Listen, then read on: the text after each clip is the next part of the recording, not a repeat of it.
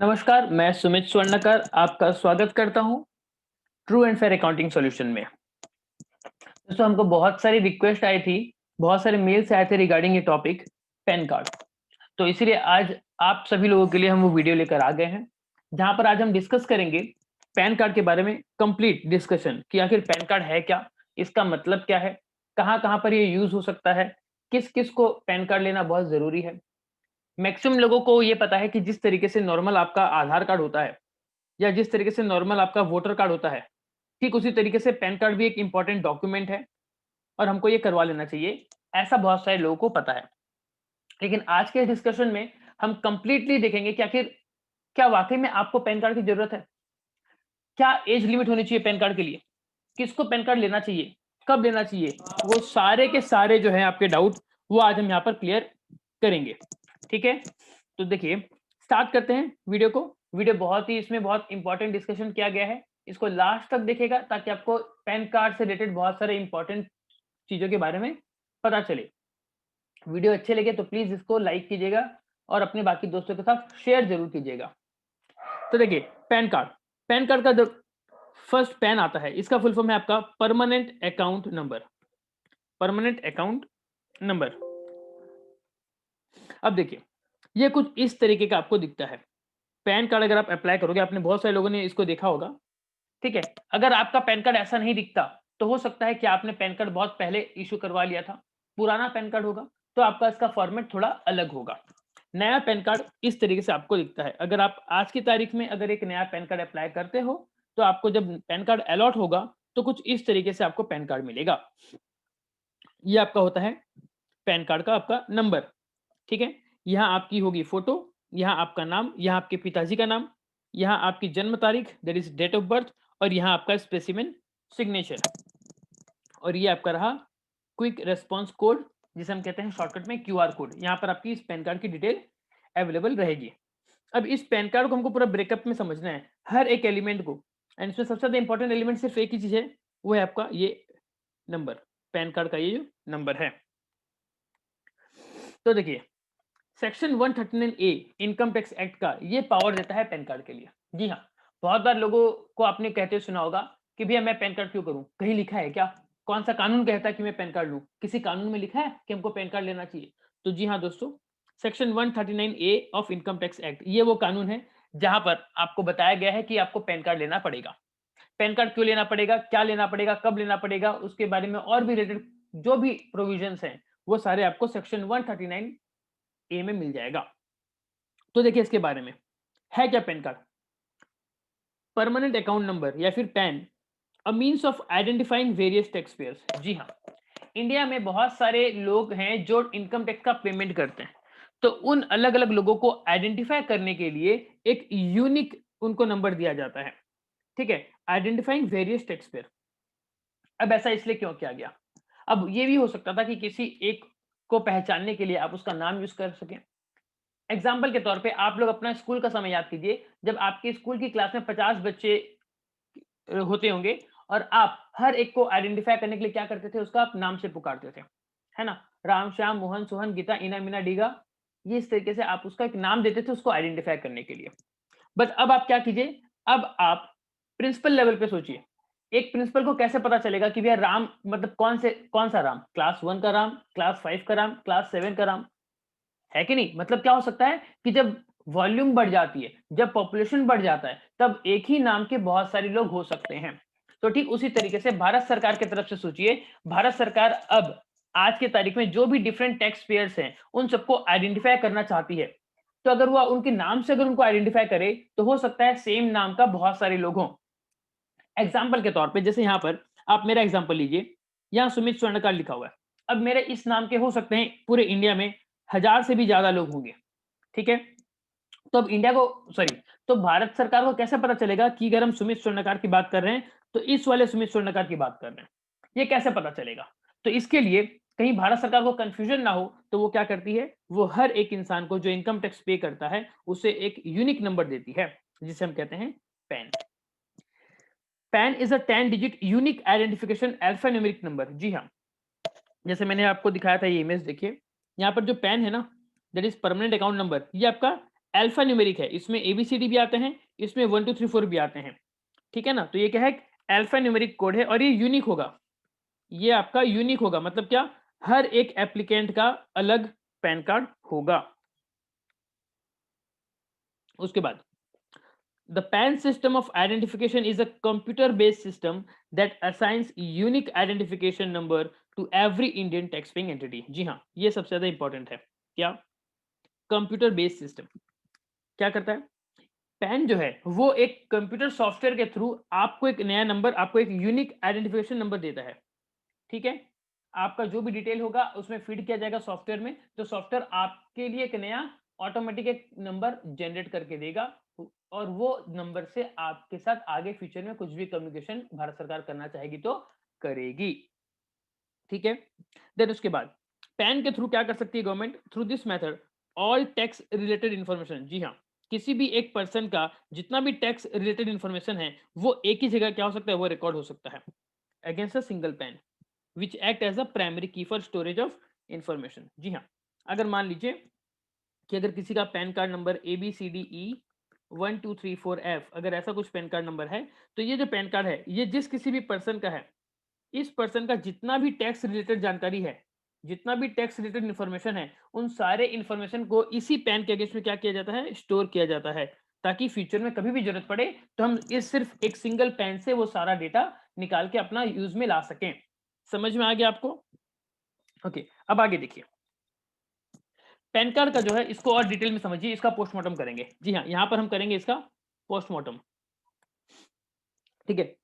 Pan card comprises of 10 alphanumeric character. जी हाँ, 10 alphanumeric character होते हैं। एग्जांपल के तौर पे MNOPQ 1 2 3 4R, इसको गौर से देखिए, ये समझना बहुत जरूरी है। जी हाँ, ये बहुत सारे लोगों को इसका मतलब पता नहीं है, बट आज आप इस वीडियो को देखिए, ये बहुत ज्यादा इंपॉर्टेंट है। अगर आपको ये चीज पता चल गया तो कोई भी आपको फ्यूचर में आपको बुद्धू नहीं बना पाएगा, ठीक है। तो चलिए इस पैन कार्ड के स्ट्रक्चर को समझते हैं। ये जो पहले, इसमें टोटल 10 कैरेक्टर हैं, देखिए 1 2 3 4 से लेकर 10 तक पूरे हैं। जो फर्स्ट 5 कैरेक्टर हैं, यानी कि MNOPQ, आप देख सकते हैं 1 2 3 4 5, ये जो पहले जो 5 कैरेक्टर है ये जो पहले के 5 कैरेक्टर हैं, ये क्या होंगे, हमेशा अल्फाबेट रहेंगे, हमेशा। अगर आपको किसी भी पैन कार्ड में अगर ये अल्फाबेट ना दिखे तो समझ लो हो सकता है वो पैन कार्ड आपको गलत दिखाया जा रहा होगा। उसके बाद नेक्स्ट के जो 4 कैरेक्टर हैं, ये हमेशा क्या रहेंगे, ये हमेशा नंबर रहेंगे। अगर किसी के पैन कार्ड में अगर आपने यहाँ पर अगर ABCD देख लिया, मतलब कुछ अल्फाबेट देख लिए, तो मानकर चलिए वो पैन कार्ड आपको गलत दिखाया जा रहा है।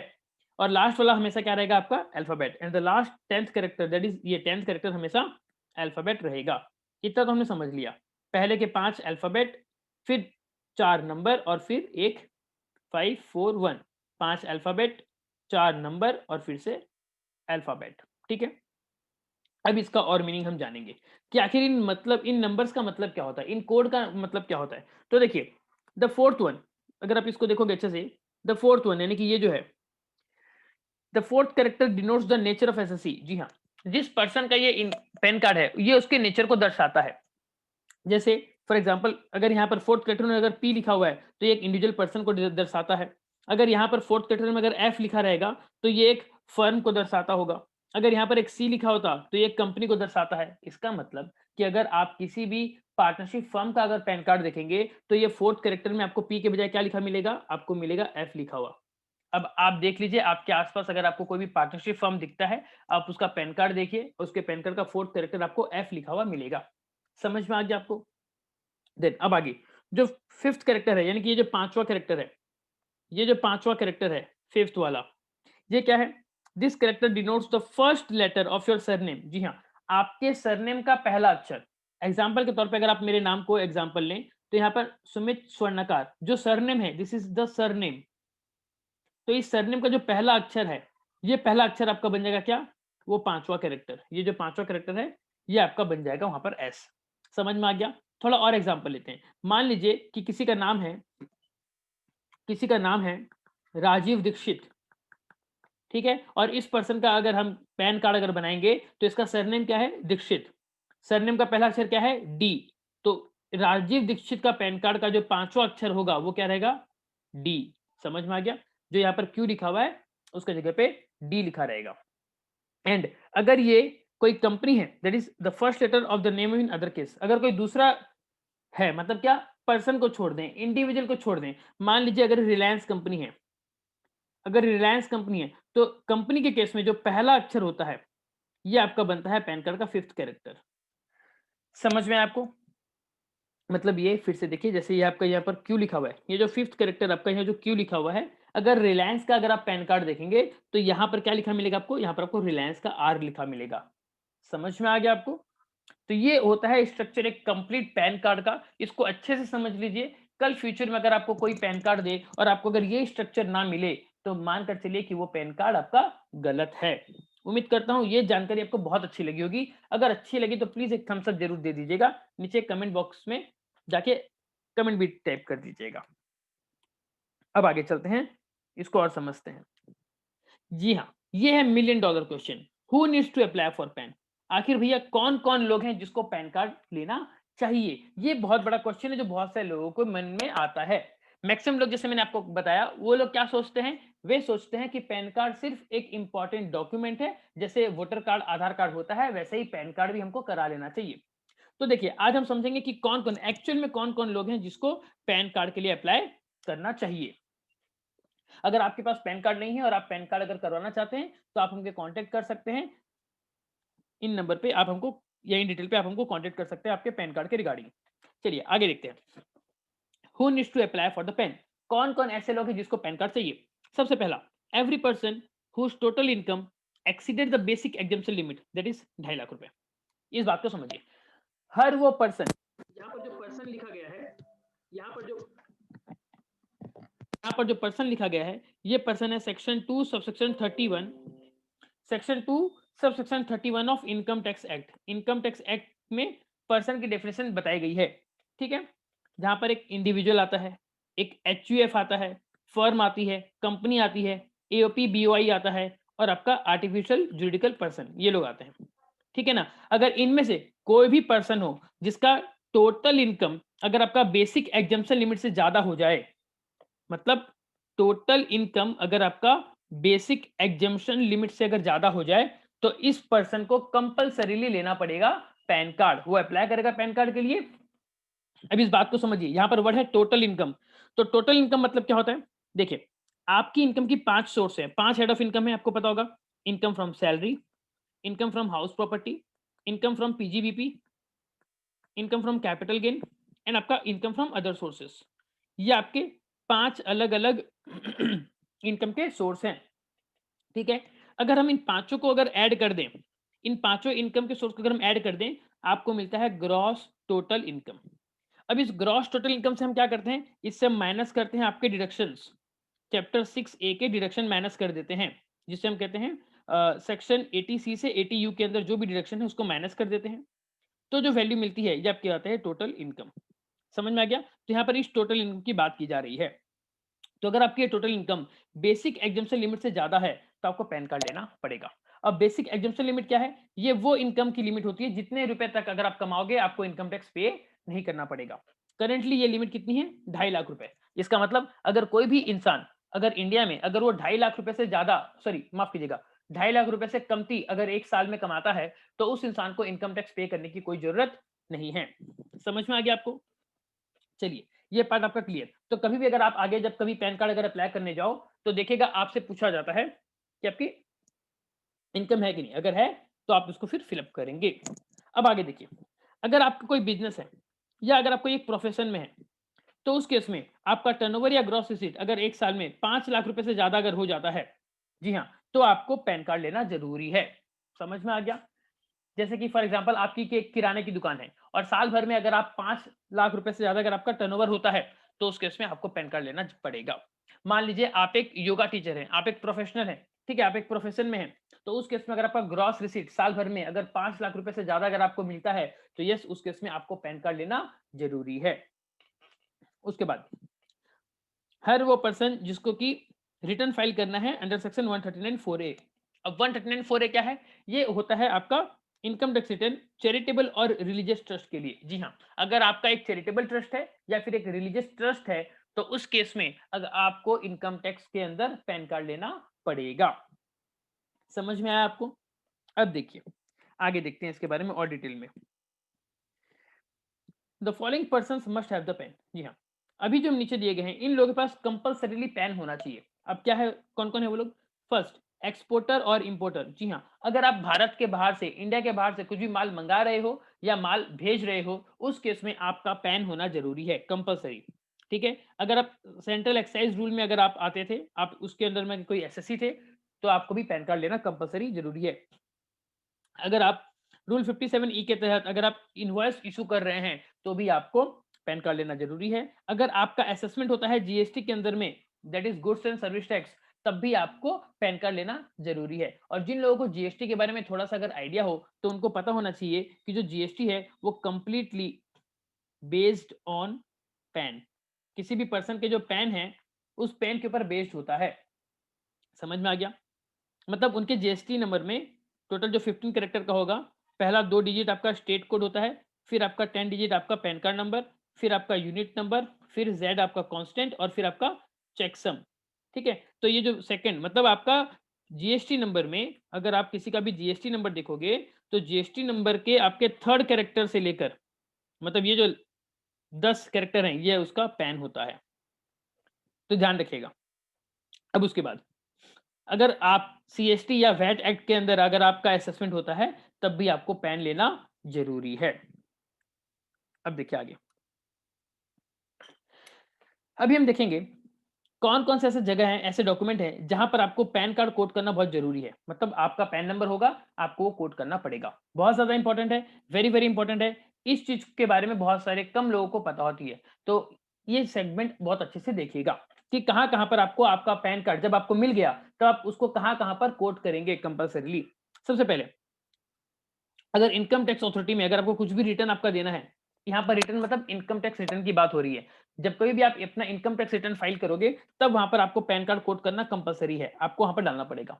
या फिर आप इनकम टैक्स डिपार्टमेंट के साथ कुछ भी अगर आप कॉरेस्पॉन्डेंस कर रहे हैं, कुछ भी आपका कम्युनिकेशन हो रहा है, तो उस केस में भी इनकम टैक्स को आपको आपका पैन कोड करना पड़ेगा। उसके बाद कभी भी अगर आप इनकम टैक्स एक्ट के तहत कुछ भी अगर आप पेमेंट करते हैं, तो उस केस में आपको चालान बनाना पड़ता है, पेमेंट चालान टैक्स का, और उस चालान में आपको आपका पैन मेंशन करना जरूरी होता है। उसके अलावा कुछ ऐसे ट्रांजैक्शंस हैं जो कि हमारे central board of direct taxes that is CBDT उसने प्रेस्क्राइब किए हैं। अगर वो ट्रांजैक्शन में अगर आप आते हो, तो भी आपको पैन कोड करना पड़ेगा। यहाँ पर कुछ कुछ हमने ट्रांजैक्शन लिए हैं जो important day to day life में काम आते हैं। कौन कौन से वो ट्रांजैक्शन, जैसे कि आपका सबसे पहले सेल और purchase of motor vehicle other than two wheeler. जी हाँ, अगर आप टू व्हीलर को छोड़ के कोई और अगर व्हीकल खरीदते हैं, तो कंपलसरीली आपको पैन देना पड़ेगा।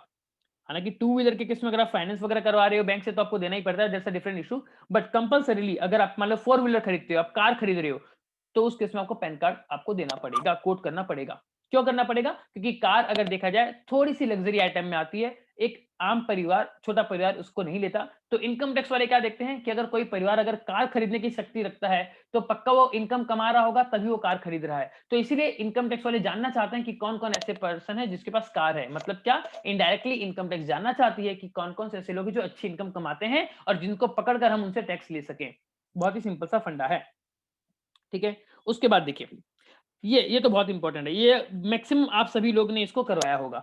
जब कभी भी आप बैंक में कोई आपका अकाउंट खुलवाते हो या शेयर मार्केट के लिए आप अपना डीमैट अकाउंट खुलाते हो, तब तो पैन आपको कोड करना पड़ता है। ठीक है, और आगे देखिए, अगर आप 50,000 रुपए से ज्यादा का अगर पेमेंट करते हो किसी भी होटल में या किसी रेस्टोरेंट के बिल में, तो आपको आपका पैन कोड करना पड़ेगा according to provision of income tax act. अगर मान लीजिए आप फॉरेन करेंसी खरीदते हो या बैंक ड्राफ्ट लेते हो या कैश डिपॉजिट करते हो या टाइम डिपॉजिट करते हो 50,000 से ज्यादा, तो आपको क्या करना पड़ेगा? पैन कोड करना पड़ेगा। याद कीजिए, जो जो लोग बैंक गए हैं कभी ना कभी पैसे डिपॉजिट करने के लिए, वे लोग 50,000 रुपए अगर उनको कैश डिपॉजिट करने हैं, तो उनको पैन कोड करना पड़ता है। तो वे लोग इससे बचने के लिए क्या करते हैं, वे लोग बैंक में जमा करते हैं 49,000, फिर दूसरे दिन फिर जमा करेंगे 49,000। इस तरीके से वे लोग क्या करते हैं, अलग अलग डेट में डाल देते हैं पैसे, वो पैन कोड करना नहीं चाहते। समझ में आया? आपको बैंक की पेन स्लिप पे लिखा हुआ मिलेगा कि अगर 50,000 से ऊपर का पेमेंट कर रहे हो, तो प्लीज कोट योर पैन। उसके बाद अगर आप म्यूचुअल फंड लेते हो या एलआईसी प्रीमियम अगर आप पे करते हो, तो उस केस में भी आपको आपका पैन मांगा जाता है।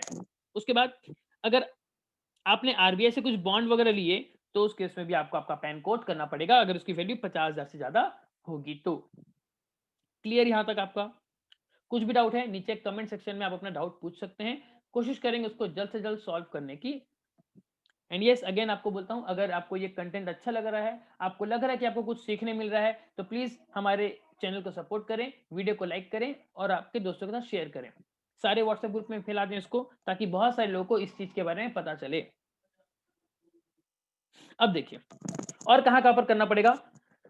अब अगर आपने 1 लाख रुपए से ज्यादा अगर पेमेंट किया, कहां पर, सेल और परचेज ऑफ सिक्योरिटीज। जी हाँ, अगर आप शेयर वगैरह अगर आप खरीदते हैं, डिफरेंट सिक्योरिटीज अगर आप खरीदते हैं और उसका पेमेंट अगर आप 1 लाख से ज्यादा अगर हो रहा है सेल या परचेज में, तो उस केस में आपको कंपलसरीली पैन आपको कोड करना पड़ेगा। ठीक है, अगर आप कोई इमूवेबल प्रॉपर्टी खरीदते हैं, जैसे कि आपका लैंड या फिर बिल्डिंग अगर आप खरीद रहे हैं और जिसकी वैल्यू अगर आपका 10,000 से, सॉरी माफ कीजिए, 10 लाख रुपए से ज्यादा अगर है, तब भी आपको पैन कोड करना पड़ेगा उस ट्रांजेक्शन में। और इन अदर केसेस, कोई दूसरे अगर केस अगर हैं, तो उस केस में अगर 2 लाख से ज्यादा अगर आपका पेमेंट एक्सीड करता है, अमाउंट एक्सीड करता है, तो यस तब भी आपको वहां पर आपका पैन कोड करना पड़ेगा। ठीक है, and last not the least, in case of TDS and TCS. TDS क्या है? Tax deducted at source. जी हाँ, जब कभी आपको आपके पैसे मिलते हैं, मतलब आपकी सैलरी के पैसे मिले, तो सैलरी से आपका टैक्स का पैसा कट जाता है टीडीएस के नाम से, और आपको बैलेंस पैसा मिलता है। तो ये जो आपका पैसा कट गया, ये आपके नाम का है बोल के कैसे पता चलेगा? तो ये आपके नाम का है बोल के पता चलेगा ड्यू टू योर पैन। आपका पैन आप आपके एम्प्लॉयर को बता दोगे, और आपका एम्प्लॉयर क्या करेगा, आपके पैन के साथ उतना पैसा गवर्नमेंट को जमा करा देगा। सिमिलरली सेम प्रोविजन आपको लगेगा TCS, that is tax collected at source. अगर आपका टीडीएस या टीसीएस कुछ भी हो रहा है, तो उस केस में वो पैसा आपका है बोलकर ये बताने के लिए आपको क्या करना पड़ेगा, आपको आपका पैन कोड करना पड़ेगा। क्लियर यहां तक? Very good. अब चलिए other important point, pan card से रिलेटेड कुछ अदर इंपॉर्टेंट पॉइंट देख लेते हैं। क्या एक माइनर पर्सन पैन कार्ड ले सकता है? जी हाँ, ले सकता है। नॉर्मली अगर एक 18 साल से ज्यादा का लड़का है, कोई माइनर मतलब लड़का लड़की कोई भी हो, अगर एक वो एडल्ट है, तो यस वो खुद अपना पैन ले सकता है और वो खुद का साइन भी करेगा। He is a signing authority because वो 18 साल का हो चुका है। अगर मान लीजिए कोई 12 साल का बच्चा है, उसकी भी इनकम हो रही है और वो भी पैन लेना चाहता है, तो उस केस में क्योंकि वो माइनर है, तो उस केस में उसके पापा मतलब उसके जो पेरेंट होंगे, वो पेरेंट साइन करेंगे, लेकिन पैन उसके नाम पे, बच्चे के नाम पे आ सकता है। क्लियर? अब आगे देखिए, a minor can code pan of his father. अगर माइनर का कोई पैन नहीं है, तो वो अपने फादर का पैन कोड कर सकता है, या मदर का पैन कोड कर सकता है, या फिर जो उसके लीगल गार्जियन है उनका वो पैन कोड कर सकता है, provided he does not have any income chargeable to income tax. हाँ, यहाँ पर ये बोला कि उसका कुछ का कुछ इनकम नहीं होना चाहिए जो कि इनकम टैक्स में चार्जेबल हो। ठीक है, इसका मतलब अगर वो माइनर खुद अगर 2.5 लाख से ज्यादा अगर कमा रहा है, मतलब चार्जेबल टू टैक्स मतलब क्या, 2.5 लाख से ज्यादा कमाओगे तभी टैक्स लगेगा। अगर मान लीजिए कोई एक माइनर, जैसे कि कोई एक बच्चा जो टीवी सीरियल वगैरह में एक्टिंग करता है, तो उस बच्चे को तो कुछ ना पैसे मिलते होंगे। तो अगर कोई बच्चा अपना खुद का कुछ अगर इनकम कमा रहा है जिसके ऊपर टैक्स बनता होगा, तो उस केस में बच्चा अपना खुद का अलग से पैन नंबर लेगा। अदरवाइज जहां पर कुछ जरूरत पड़ेगी, तो माइनर अपने पेरेंट का पैन कोड कर सकता है, कोई दिक्कत नहीं है। क्योंकि इनकम टैक्स में एक प्रोविजन है क्लबिंग ऑफ इनकम, जहां पर बच्चे की इनकम को पेरेंट के इनकम में इंक्लूड कर दिया जाता है। उसके बाद any person who does not have pan, अगर उसका पैन नहीं है, and enters into any of the above transactions can make a declaration in form number 60। जी हाँ, अभी जो हमने बहुत सारे ट्रांजैक्शंस देखे, अगर उन ट्रांजैक्शन में से कोई एक पर्सन अगर इन्वॉल्व होने जा रहा है और उसका अगर पैन नहीं है, तो उसे हम फॉर्म 60 फिलअप करा लेते हैं। वो एक डिक्लेरेशन है जहां पर वो लिख के देता है कि मेरा कोई पैन कार्ड नहीं है। ठीक है, यहाँ पर फॉर्म 60 हम डिक्लेयर करा लेते हैं। उसके बाद quoting of PAN is not required by non resident in some transaction. कुछ ऐसे ट्रांजेक्शन है स्पेसिफाइड जहां पर अगर एक नॉन रेसिडेंट है तो उससे हम उसका पैन नहीं मांगते, उसको छोड़ देते हैं। उसके बाद जी हाँ, अब आता है बहुत इंपॉर्टेंट चीज, ये चीज ध्यान रखिएगा, ये रियल लाइफ में बहुत काम आता है और बहुत पंगे भी कर देता है। ठीक है, कभी कभी क्या होता है, कुछ लोग एक से ज्यादा पैन नंबर ले लेते हैं। अगर आपने एक इंसान ने अगर एक से ज्यादा पैन अगर ले लिया, तो उसको ऑफेंस माना गया है, इट्स अ क्राइम। तो उस केस में आपको कम पेनल्टी 10,000 रुपए तक की लग सकती है। सिंपल सा फंडा है, one pan for one individual. अगर आप एक इंसान हो तो आपका सिर्फ एक ही पैन हो सकता है। एक से ज्यादा अगर आपने पैन के लिए अप्लाई कर दिया और अगर आपके पास पैन कार्ड आ गया और आप उसको दोनों को यूज कर रहे हो, ये एक ऑफेंस है। आपको मिनिमम पेनल्टी, आपको 10,000 तक का पेनल्टी लगा सकता है डिपार्टमेंट। तो कभी अगर आपको गलती से अगर पैन कार्ड दो मिल जाए, तो आप उसको इमीडिएटली उसको सरेंडर कर दें। उसको कभी भी कहीं पर भी उसको यूज ना करें, किसी भी बैंक में उसको ना दें, कहीं पर उसको आधार से लिंक मत करवाइए। अगर आपने कुछ ऐसा उससे रिलेटेड ट्रांजेक्शन कर लिया, तो आप मुसीबत में पड़ सकते हो। उसके बाद एक और इंपॉर्टेंट है section 139 A of income tax act. ये कहता है कि आपको आपके पैन कार्ड को आधार से लिंक करना पड़ेगा। बहुत बार आप लोग टीवी में ऐड देखते होगे या आपके पास एसएमएस आता होगा कि अब कृपया अपने आधार कार्ड को अपने पैन कार्ड से लिंक करवाइए, तो वो सिर्फ इसी के लिए आता है। जो सेक्शन 139 ए है इनकम टैक्स एक्ट में, ये कहता है पैन कार्ड को आपको आधार से लिंक करना चाहिए। चलिए, तो दोस्तों ये था सारा हमारा पैन कार्ड से रिलेटेड सारी जानकारी। अगर आपको वीडियो अच्छी लगी हो तो प्लीज इसको लाइक करें, कमेंट करें, शेयर करें और हमारे चैनल को सब्सक्राइब करें। And thanks for watching. मिलेंगे नेक्स्ट वीडियो में। अगर आप कुछ और टॉपिक पे वीडियो चाहते हैं तो हमें कमेंट बॉक्स में जरूर लिखकर बताइए। हम कोशिश करेंगे उसके ऊपर एक डिटेल वीडियो बना के आपके सारे डाउट क्लियर करने के लिए। तब तक लिए धन्यवाद। वंदे मातरम। जय हिंद।